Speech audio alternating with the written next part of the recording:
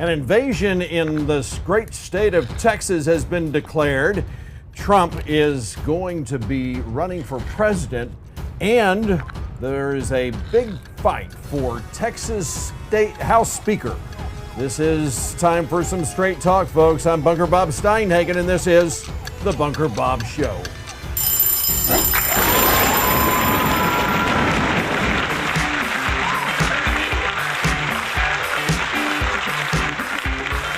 Yes, welcome back once again, my friends, music lovers, thrill seekers, conversationalists from across the frigid plains of the great state of Texas. I am your host, Bunker Bob Steinhagen, on the new daily podcast that started yesterday, and I was broadcasting on YouTube, or thought I was, but it ended up not going through. So this will be the one and only opportunity for those who watch me and my shows on YouTube to see this podcast. Now, this podcast is going to be different than the shows that I typically produce on YouTube, because the idea behind this show is for it to be more of a free flow of issues, focusing on the latest news as it relates to politics from a constitutional conservative point of view. And so while I will be broadcasting for those who like to watch the show, I will have the Bunker Cam on, and the Bunker Cam may end up just being a side cam that I have. And it may not be what you're used to seeing. And so I just wanted to give you a heads up if you're watching this on YouTube. I am going to be broadcasting on Rumble for whenever we broadcast this podcast every day. So you'll be able to see the Bunker Cam on Rumble. But primarily, I'm going to be broadcasting through the Spreaker, Spreaker podcast platform. And from there, so I'll be broadcasting live from Spreaker. So Spreaker offers me the opportunity to chat with those who are watching, who are listening online. And so if you wanted to chat with me online, you'd be able to do that. And as the show moves forward, I'll be trying to add a call-in option. So this is going to be very different from the YouTube channel, and it is primarily geared for the listening audience, not necessarily the viewing audience. So while, again, the Bunker Cam will be on, for those who watch on Rumble, the primary resource will be on Spreaker, and then it will be, after the show is over, it will be moved over or distributed to Apple, to Caster, to Spotify, to a myriad of platforms, and they're actually included. If you're, again, going back to the YouTube audience, they are. If you look at the description, the link to the Rumble site, the link to the Spotify site, and then a listing of all of the other platforms that this show will be on is going to be there.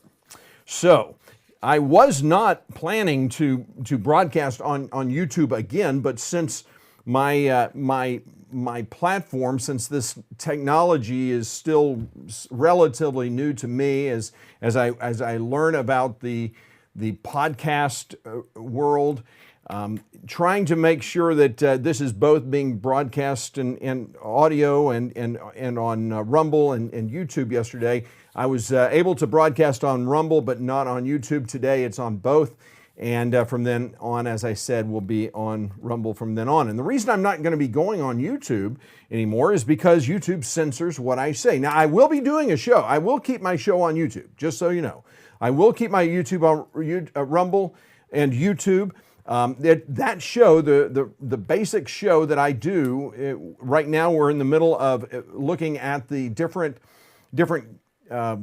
platforms of political parties, from Green Party to Democrat, Libertarian, and Republican, and dealing with each issue and what the platforms say. So when you vote for someone who calls themselves a Democrat, here's what they believe, or a Libertarian, here's what they believe, and Republican, Here's what they believe. So I'll be doing, I will continue to be broadcasting on YouTube, but for a daily show, to enable me to focus on content and not on production, this makes it a lot easier to be focusing on an audio show. With all of that, I think what's important to highlight, and before I get to the invasion at the border yesterday, on yesterday's opening show, the first edition of the podcast show, I talked about Donald Trump, and it was before his announcement, and I said that this is the best thing that can happen to the Republican Party. And I realized, and yesterday I focused a lot of attention on those who are trying to dissuade people from supporting Donald Trump and who are trying to jockey Ron DeSantis into the place where he would be the nominee for the Republican Party. I think that is a terrible idea for a lot of reasons, but the number one reason is the media likes to create the illusion that they are supportive of Ron DeSantis. And when I say supportive, what I mean by that is that they look at him as someone who is kind of genuine and is able to go across the aisle. They are basically setting Ron DeSantis up to basically murder him, because if he did get the nomination, I can pretty much guarantee that the drive-by media, the left wing of our nation, will go after him like a pit bull on a poodle. And it will not be nice. And the idea, well, Trump is just not electable, is just hogwash. The idea, here, don't forget that in 2016, the same pundits that are saying now that Donald Trump is not electable are the same pundits that were saying then that Donald Trump is not electable, that he has no chance of winning. Those are the same people that are saying it now. In fact, you try and find one of the pundits, of the experts, of the people who say they know what this is going to, the outcome of this election should Donald Trump win the nomination. Find one of them that said that he would win the election in 2016. The one thing that Donald Trump does better than anyone is he beats the odds makers, the experts, those people who have been in politics for so long and they live basically in the glass bubble of the Washington Beltway, and they try and create the illusion that they understand, that they know what's best for our nation, when in fact they don't, and when in fact they are trying to undermine what the people of America really want. And that should be a sobering thought when you hear all of these people who say they don't want Donald Trump to win. And those of you who are out there, and I know that you may be listening, and you're a Republican, you've been a Republican for all your life, you'll say, and you don't like Donald Trump because he's not presidential. He's not Ronald Reagan. Well, let me tell you, you're absolutely right. He's not presidential in the classical sense, in that he basically bends over and does what everyone says he should do. He doesn't make nice necessarily to those who are casting aspersions on him and his family. He hits back, and people don't like that. People want to neuter. We want our leaders to be neutered. We don't want them to be strong. Men in America today the wussification of America has taken hold, and it is showing itself in Donald Trump. And people are saying, well, Donald Trump is unelectable. Now, because I'm on YouTube, I can't talk about the 2020 elections. I can't talk about that. But I would say that Donald Trump is more than electable. He's proven that he's electable in 2016. And don't forget that in 2016, all of the Democrats, Maxine Waters, on and on and on, came out to oppose approving and ratifying the presidential election results, saying that it was that it was stolen. When the left say that an election is stolen, that is okay. That is okay to do. But if Republicans say it, that will get you banned off of YouTube. That's why I'm moving away from YouTube. That's why I'm going away when it comes to this daily podcast, because I want to be able to speak my mind. I want to be able to say what I think, and I believe in the freedom of speech. So last night, Donald Trump at Mar-a-Lago basically made what we all knew to be true. Well, I will say this. I knew it was going to be true. I absolutely knew it was true. In fact, ever since 2020, I have had, 20 elections, I've had a bumper sticker on my truck that reads, Trump 2024, the Revenge Tour. I've known that he's going to be running, and I have, as a national Trump delegate, I have been praying that he would run again. Why shouldn't he run again? After all, what he wants to do is make America great again. And what's interesting about the left, you've got to remember, they like to control the message. They like to frame the message. And so what they do is they call us MAGAs. No, they even now call us mega MAGAs. So they're framing the message, we're mega MAGAs. We're not people who want to make America great again. We're mega MAGAs. So, as conservatives, as Republicans, as those of us who support Donald Trump, we need to remind people that we want to make America great again. We're not MAGA Republicans. We're Make America Great Again Republicans. We believe in American exceptionalism.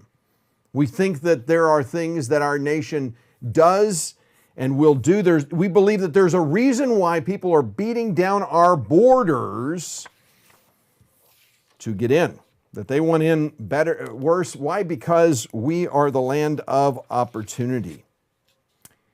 And so last night, Donald Trump did his thing. He made what Donald Trump has made famous. He rallied the troops, and he inspired us. But of course, there's critics all over. And when you watch the news, what the number one headline is: should he run? Why should he not run? He really shouldn't run. And so that is, and so they're giving you all the reasons why this is a mistake. They're setting up for Ron DeSantis to come in and save the party when in fact it's Donald Trump who saved the party. And so now we have a good race to start on. I've already made my first donation to his campaign. And I'm looking forward to making more. And so Donald Trump said, even before the 2020 election, Trump said, we're trying to do another 4 years. Otherwise, I'll see you in 4 years. Clearly implying that he'd run again. That's what he was saying then. And last night, he said what we all wanted to hear. So Donald Trump is back on the campaign trail, and the people who are beating down our borders. Oh, before I go to that, I did want to highlight that Ivanka Trump got some negative press because she didn't attend the Mar-a-Lago announcement that her father was running again. And I think And on yesterday's show, I highlighted the fact that I'm reading Jared Kushner's book, who is married to Ivanka. And it's amazing how important Ivanka is to her father. And it really is I'm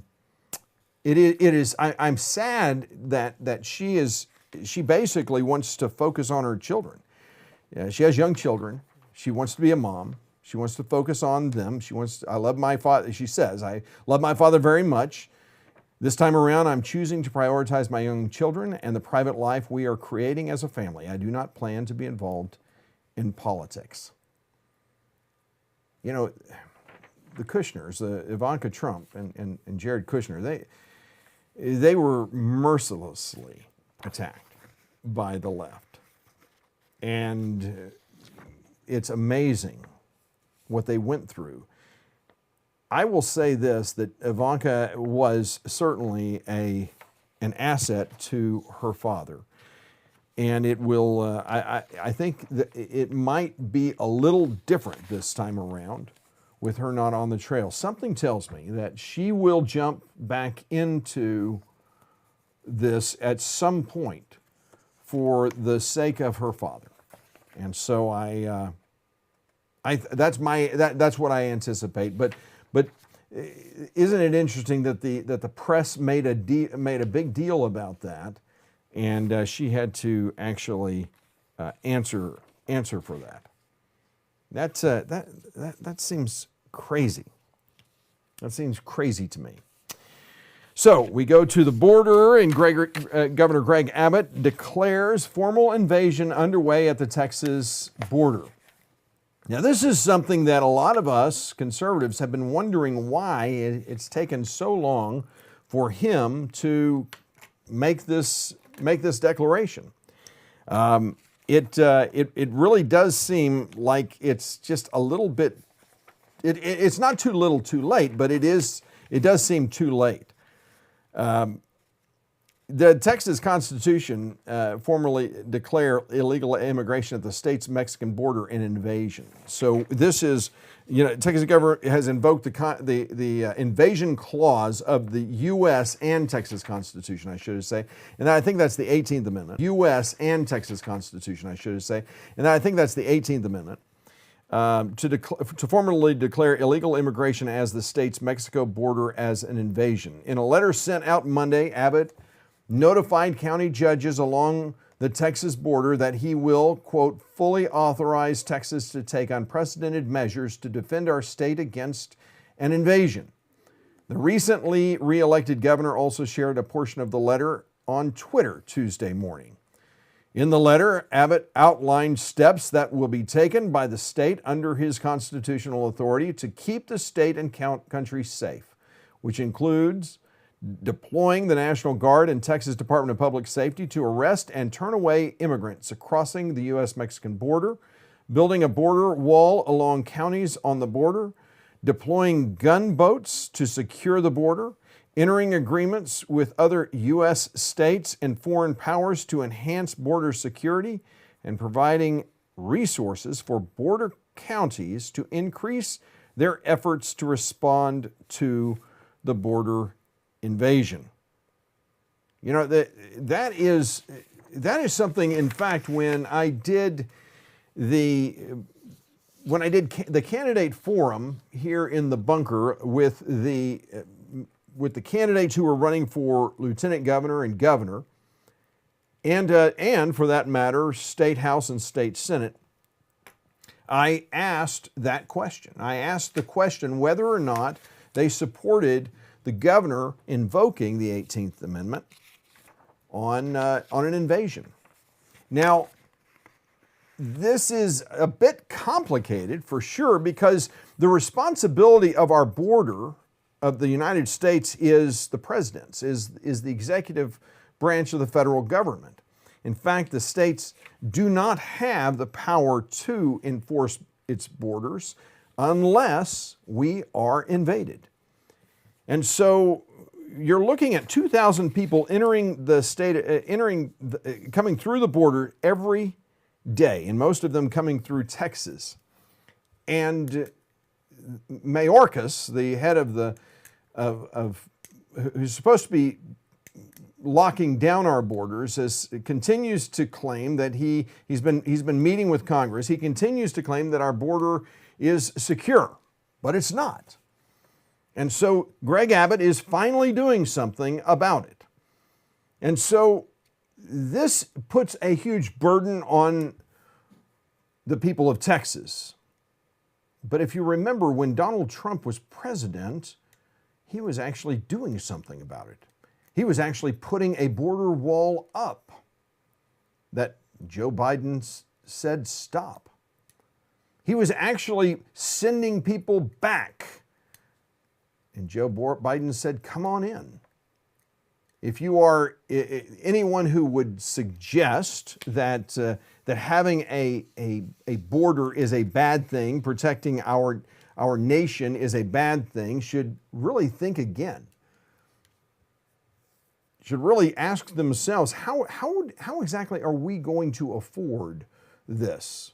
They're bringing drugs, they're bringing crime, they're bringing all sorts of problems, a burden, more children to our borders, which mean that they're going to get the WIC program, Women's Infant and Children program, where they get baby formula and all sorts of things, food like that, and of course the welfare program that is being overburdened, and of course our education system, which is why we need more bilingual teachers, because so many of these kids, well, most of those who are crossing our borders do not know English. It's amazing to me. I have traveled the world. I've traveled to India, to Vietnam, China, Hong Kong. I've even been to Cuba when the border was closed. For that, I had to go through Canada to do that. And it is amazing how many people know English. But so many of those that are coming through our borders don't know English. And so many of those who are coming through our borders illegally don't care about our laws and don't care about our borders. And that's a problem. That is a problem. So I guess we're going to have to wait and see what Governor Abbott, what comes out of this, and if this makes a difference. I love DeSantis, and when he sent a busload of people to Vermont or New Hampshire, that was just classic.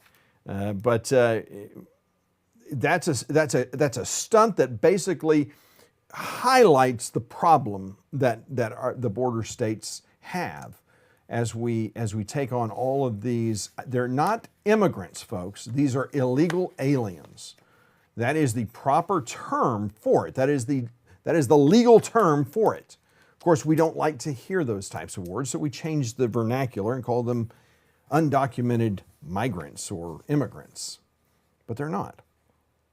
And so that is that's I guess we'll see. And you know, it is interesting that Abbott didn't do this before the election, when he could have, and he could have gotten a lot of points from conservatives, and maybe he could have done that during the primary when he had so many people running against him, trying to get him in a runoff. But his pollsters, his team saw that he was going to win outright, so he didn't have to do that. But the fact that he's doing it now, that he's safe for another 4 years, is I would say, a really good first step. Carrie Lake would have, had she won the governor's race, she said that the first thing she was going to do was to declare an invasion, to do exactly what Greg Abbott just did.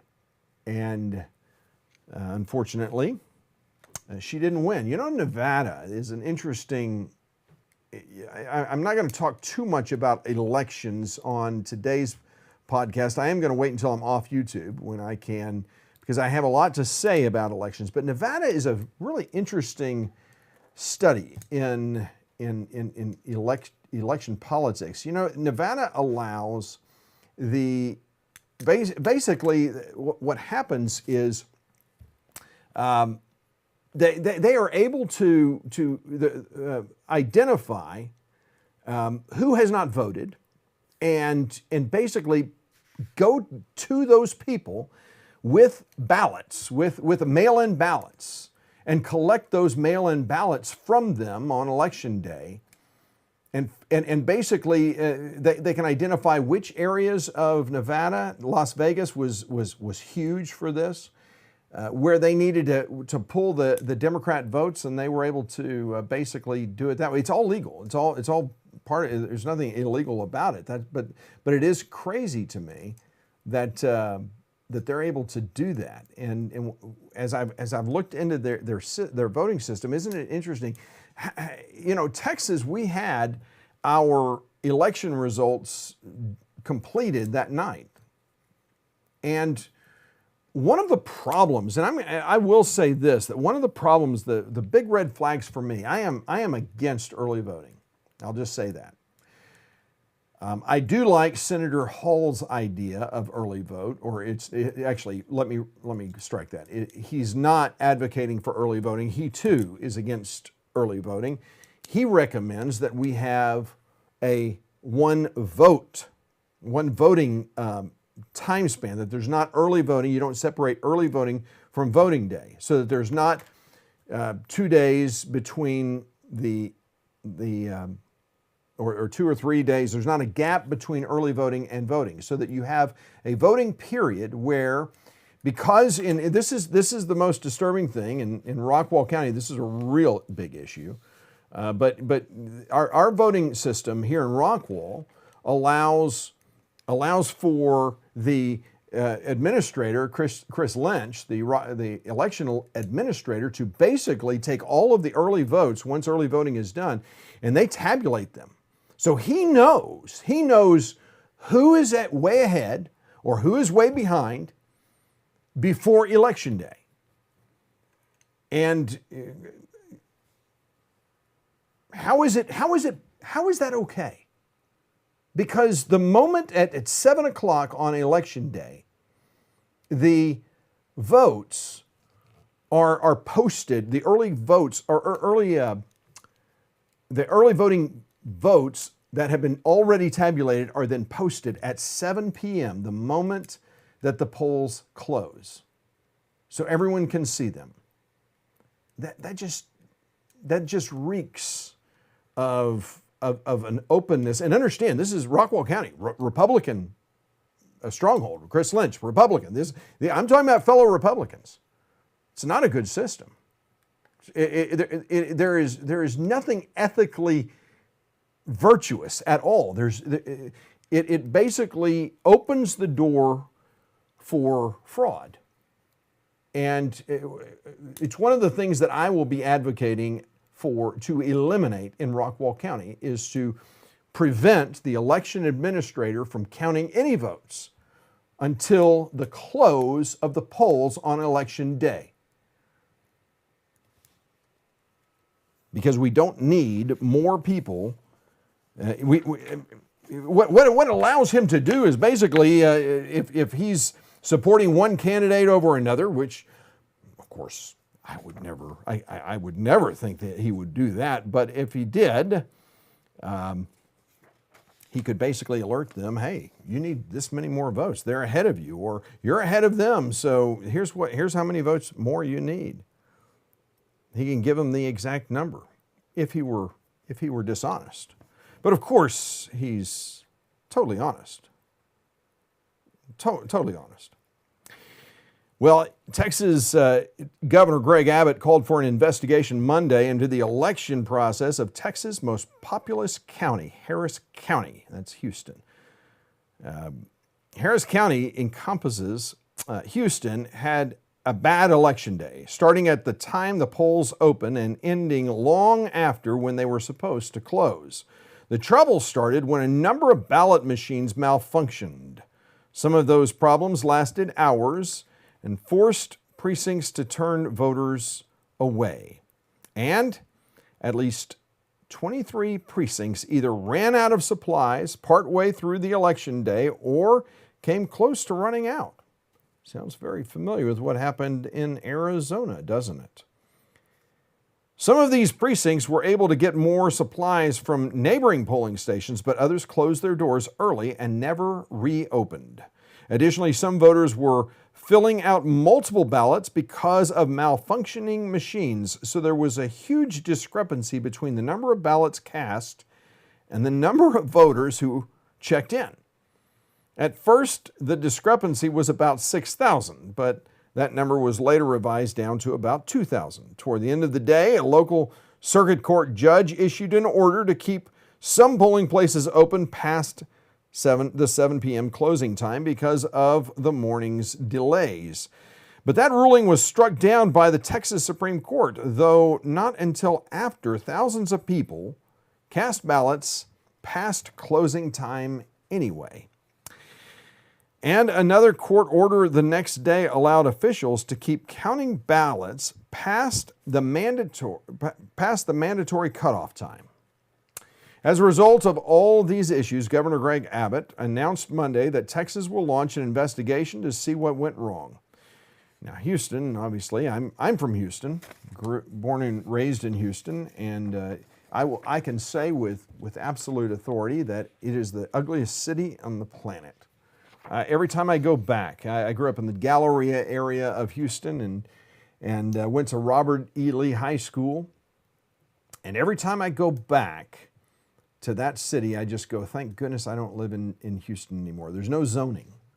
In fact, in our neighborhood, we had a business, a big box type business right in our neighborhood because there's no zoning. Republicans tend to vote in person on Election Day, but Houston is a blue area, and that's true. I vote on Election Day. It seems like both parties have reason to be upset about what happened, but ultimately, Republicans, they're the ones who should be most upset. The Harris County branch of the Democrat Party called Abbott's push for an investigation, they said, almost laughable, and accused Abbott of trying to better results for Republicans while potentially criminalizing election workers. Okay, interesting. Isn't that interesting how Democrats always turn the page? And I'm sure racism has something to do with this. Don't be surprised when you see the reports on the nightly news, on your local news, where they report what's happening in Harris County as racist, because that's the fallback that you always have to go to that has seemed to work so often. Republicans were much tougher on the county and election officials. Harris County has had election problems before. The county's previous election administrator resigned in April over similar issues during the primaries. It's not uncommon for counties to have minor snags on Election Day, but major disruptions are generally rare. This year we saw major disruptions in Maricopa County, Arizona, Luzerne County, Pennsylvania, and some minor disruptions in New Jersey and Louisiana. Minor disruptions is what this posting says. So that is it's all over, folks, and there's a lot to be said. There's a lot to be said for how elections are being administered, and I think when I read the Democrat platform, the state platform this year, I've been going through it. I've been preparing for a show on that very issue where I compare the different platforms. Democrats talk about are big on election integrity. That they do that. They say it, but election integrity doesn't mean the same thing that Republicans mean when we say election integrity. They are two different standards. Election integrity to them is that you give anyone the right to vote. They shouldn't have to have an ID, and if they're not a citizen, they should have the right to vote. That's the difference, folks. There is a difference. Well, going on to the race for state for the speaker. Tony Tinderholt, one of the most far-right members of the House, announces he's running for speaker. Now, currently, Dave Phelan is expecting to see the gavel. Now, this is an important issue because two things happen during this process. First, the person who becomes House Speaker does not have to get a majority of House members. In fact, they have to have nothing more than a very fraction of the majority a very small portion of Republicans to get the majority. So I think I said that they don't have to get the majority. They do have to have a majority. So the Speaker is elected by a majority vote. And it's just what you're seeing in the House lately, where Andy Biggs is challenged McCarthy for the speakership, and McCarthy won out. But what happens in the House, in the United States House of Representatives, is the Republicans, they caucus, and everyone understands if you're part of the Republican caucus, you vote with the Republican caucus when it comes to the organization of leadership in the House and Senate. It's true for both chambers. And so when Republicans go in, they can fight like dogs, but whoever wins that seat, all Republicans come out and they support whoever it is that won that election. So in Andy Biggs' case, I think he just won 30 or 40 votes. And McCarthy got he creamed Andy Biggs. And it is interesting that Andy Biggs was chosen out of the Freedom Caucus group, even though he opposes term limits. I think that was an interesting choice that they made.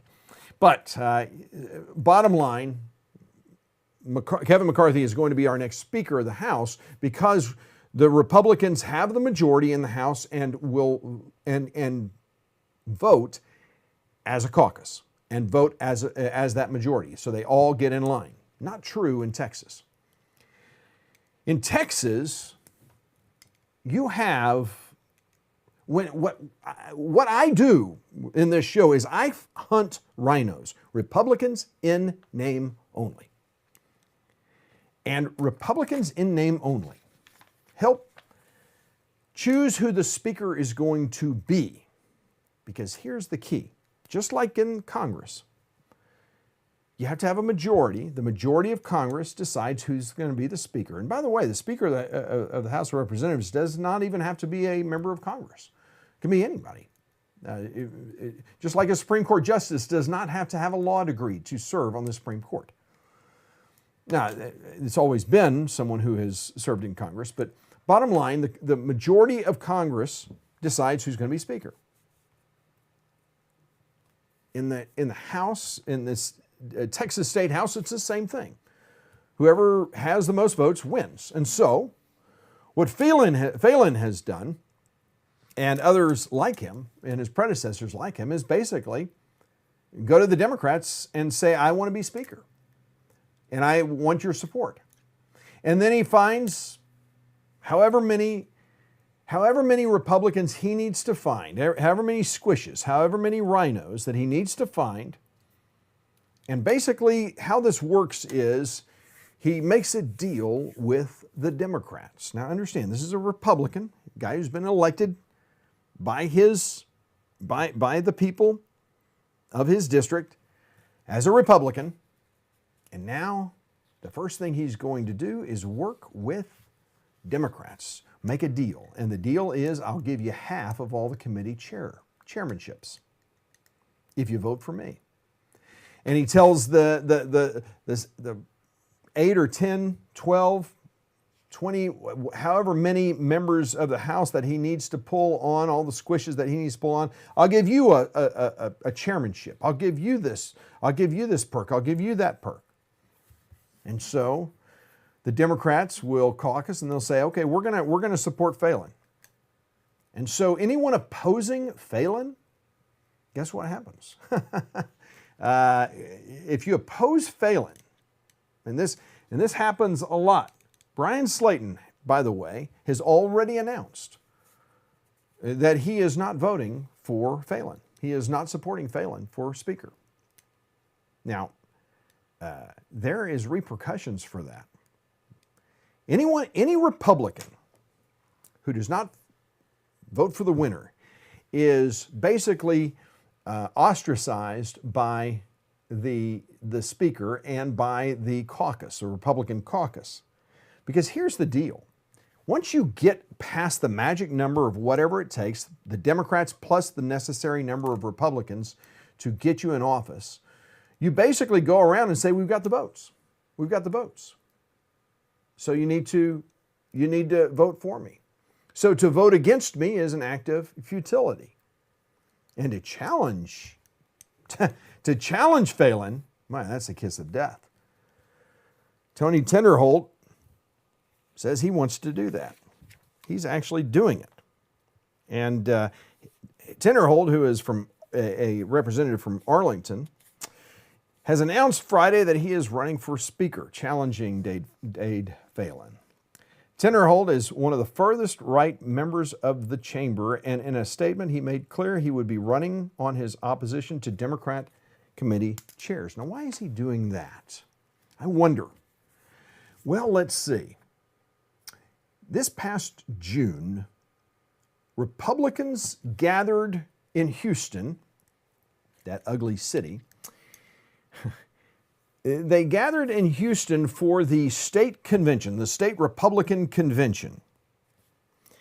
And at that convention, we created a platform.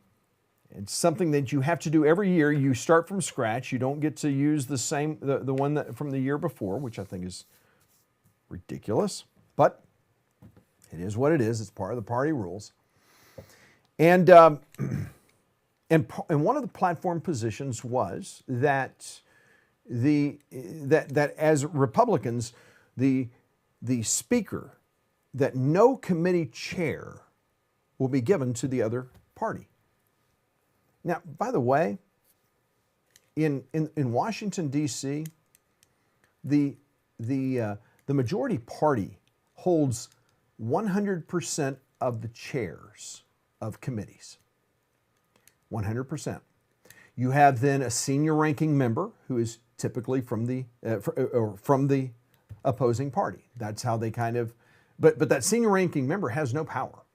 It's just they get to ask questions first. There's few perks, not much to it whatsoever. When the state house, the chair, you're giving away half of all the chairs to Democrats. Now the chairs of committees, just like in Washington, they control what comes under their committee.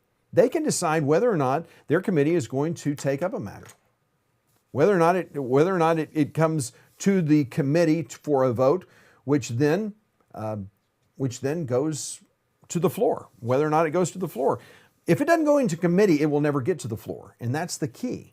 So the Republicans added a party platform plank that said we oppose and any committee chair, any Democrat committee chair in the state House and Senate. Now, the Republicans didn't stop there. The Texas state Republicans also had the opportunity to create a list of legislative priorities. These are things that the state party, that it's not the party, it's the people, the delegates, the people who were elected by their precincts, by their counties, by their senatorial districts to represent them.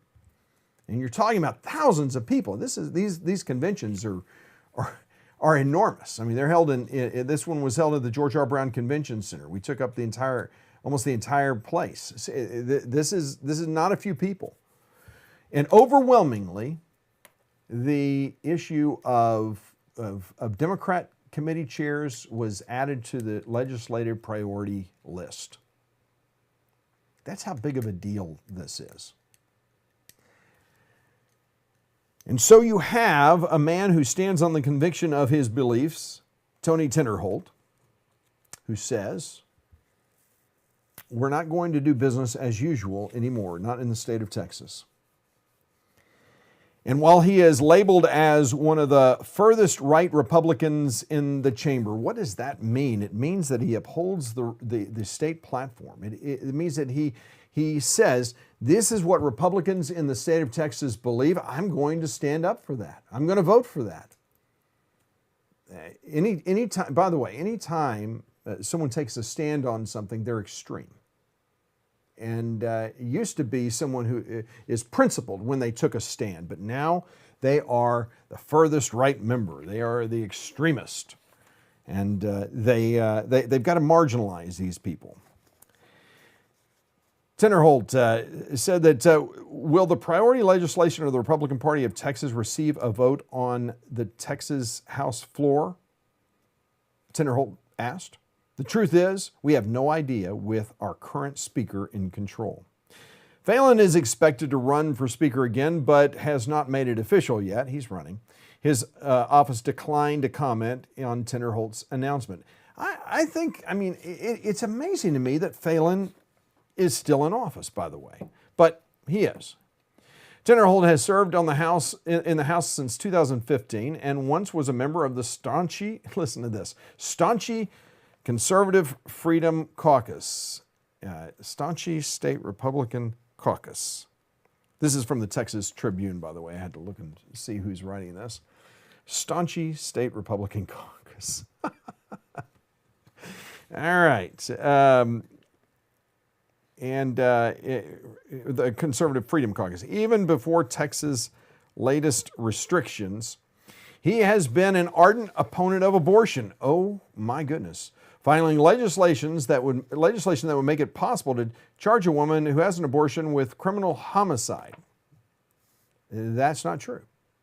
That's not true. That's not what his legislation proposed. But this is the Texas Tribune, so they're going to say this. And here's how this works. By the way, if you're wondering, this will come up as a campaign issue, and what they will do is say the Texas Tribune said this, even if it's a lie.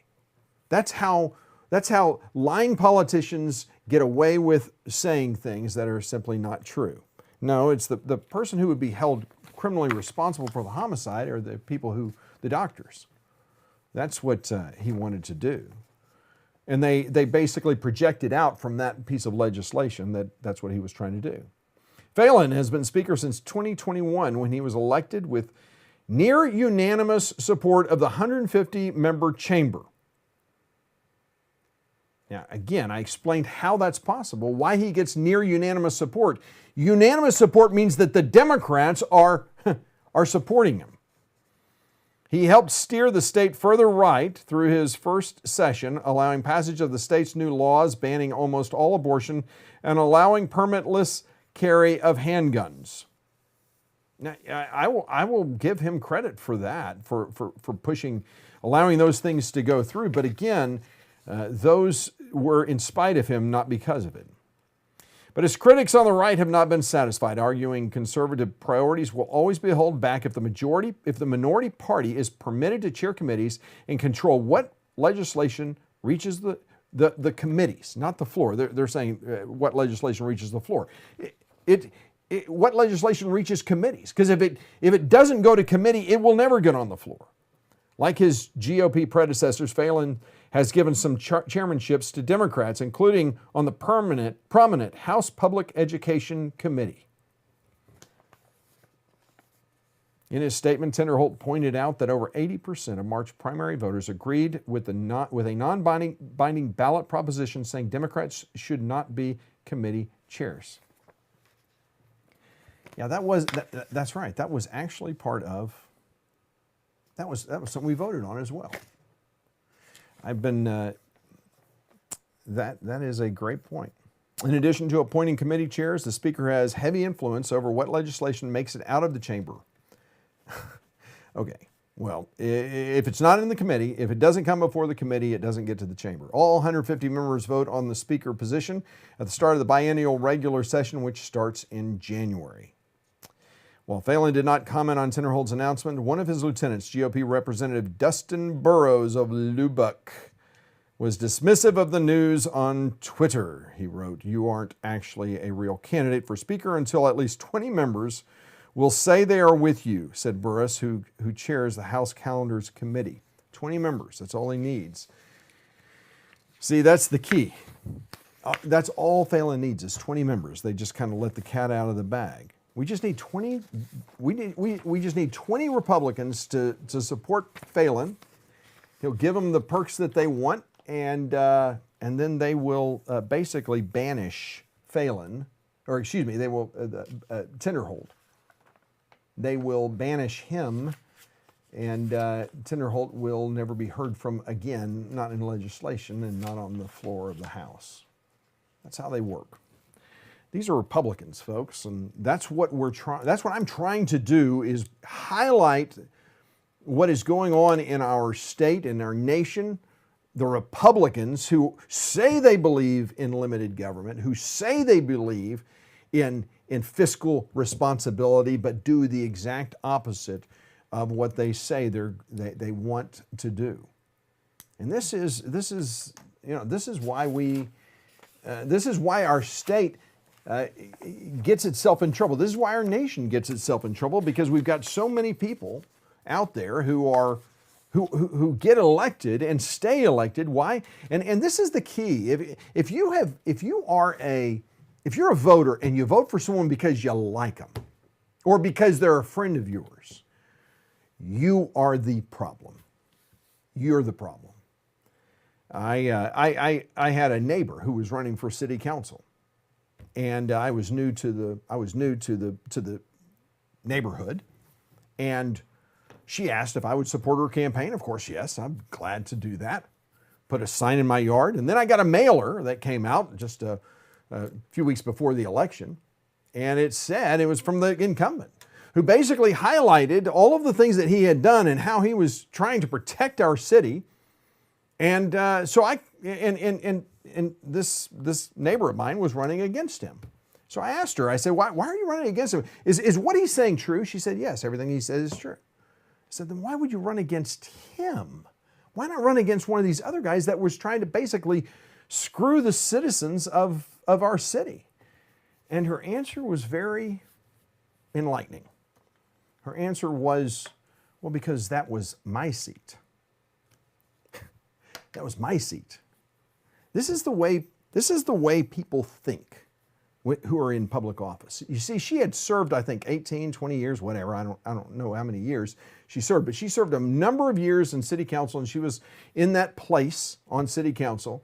And so she saw it as hers, not the people's, hers. So rather than going against someone because they were wrong for the office, they were not, or she could do better. No, that was her position. Shouldn't be surprised that just a couple of months ago, we had a tax rollback where 18 people in our city voted against the tax rollback. 18 people voted against the tax rollback because we have a city council that is out of control, fiscally irresponsible, bunch of rhinos, and we put a tax rollback on the ballot. And I was not surprised when she came to city council and she told the city council, here's my refund check. You need this money. The government need this money more than I do. I'm giving it back. There's not a Republican on the planet that would ever do something like that. Nowhere. She's as liberal as the day is long, and while she was a neighbor, and she's still someone, we serve on the HOA board together. I like her. We get along. Good people can get along. You can disagree. But I told her to come get her sign, that I was not going to support her, that I was supporting her, the person who actually was standing on principle. I respect people who stand on the conviction of their beliefs because it means something to me. Well, with that, I hope this has been helpful for you. I'm looking forward to being with you tomorrow. Tomorrow, I'll be talking about the election, the election process. I'll be basically unfiltered. I will be not restrained by the YouTube channel restrictions that prohibit me from saying what I think, for expressing an opinion that they disagree with, because that's what happens in a land of tyranny, which is what YouTube is or has become. So I do look forward to seeing you tomorrow. I'll be on. We'll be on noon to 1 on Spreaker. So if you want to listen to me live, you can do it there, or any of your favorite podcast places that you go to listen to podcasts. So until then, I will look forward to seeing you. I wish you a very blessed day. We'll see you next time.